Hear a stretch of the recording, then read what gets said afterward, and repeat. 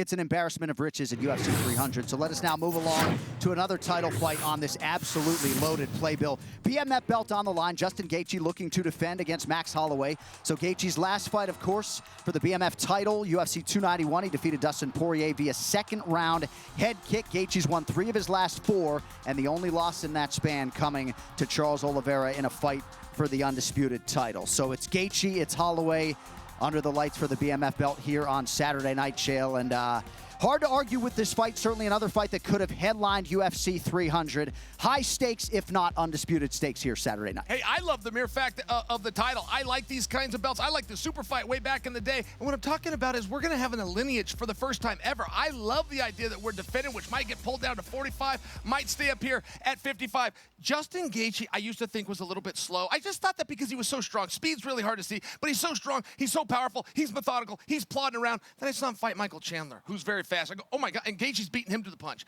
And I started trying to ask myself, where is Max going to be able to beat him? Max is longer. Max is great cardio.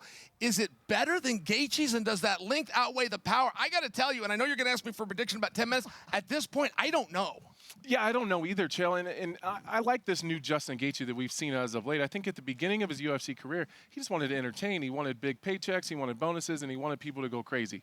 Now this new Justin Gaethje that's chasing a title, that's going in there fighting guys like Rafael Fiziev and just trying to get a win so he can move forward to a title fight, that's a really, really dangerous Justin Gaethje. You slow him down just a little bit, I think it makes him better. He has been able to maintain, though, Chael, some of that entertainment, right? He feels like he is the best fighter at causing damage in the UFC. But what he was able to do in 2023, right? Rafael Fiziev, a guy oft avoided at 155 pounds. And then the highlight against Dustin Poirier.